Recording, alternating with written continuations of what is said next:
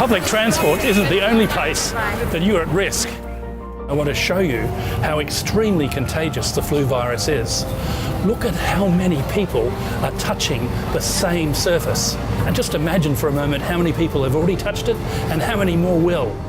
You can catch the flu in a lift, at work, in the kitchen, even at the movies. Any place where a lot of people are passing through.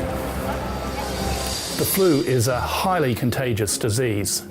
It's spread by people coughing and sneezing or by contaminated surfaces. When you catch the flu, you can feel awful for days, like you've been hit by a truck with a fever. You just can't get out of bed. But even more concerning is that you can pass it on to vulnerable people, to little babies, to pregnant women, to people with chronic medical conditions, and also to the elderly.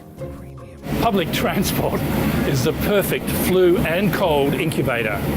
Look at how many people are touching the same surface, and think about how many more will have touched it before and after.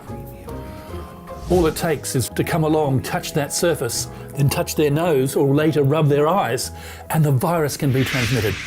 When the flu virus gets into your body, it penetrates cells in your respiratory tract. Once there, the virus can replicate itself in one cell, then many, and it gets a foothold in your lungs, so that when you sneeze or cough, the virus can exit your respiratory system, a great way to spread themselves around. The flu virus mutates regularly, and that's why we have to have a new vaccine every year. But it's also why the flu on average is much more severe than the common cold. So how do we stop the flu from spreading? And how do we protect ourselves? Sneeze or cough into a tissue or into your inner elbow. Avoid shaking people's hands and wash your own hands often. And if you are sick, stay at home. I want to introduce you to Nick, a 39-year-old father of 4 who tragically lost his wife Katrina to an influenza infection. Katrina developed severe influenza. She was a healthy 38-year-old lady. Took the kids to school Monday morning, came home, she was in the shower. Her nose was blue, her lips were blue. Her symptoms developed quickly. She was rushed to hospital by ambulance and straight to surgery. The surgeon that operated on Trine on the Saturday night has come in and has said that the events in the last hour and a half have turned for the worst, that she has suffered a massive heart attack. He said, "So mate, I'm terribly sorry, she's not going to make it." What's going on? How has this happened in a matter of 48 hours to 72 hours? We now know that everyday normal people can be hit hard by influenza and tragically lose their lives.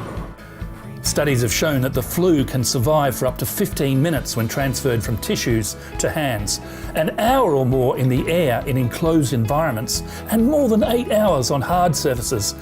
The flu shot reduces flu-related hospitalisation in children by up to 3/4, and over half in people over the age of 50.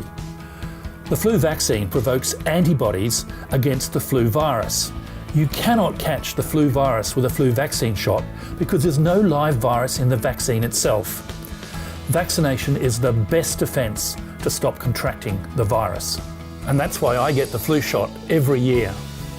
So to fight against the nasty influenza virus, you should have regular exercise, a healthy diet, practice good respiratory etiquette, but your best bet is to have an annual influenza shot.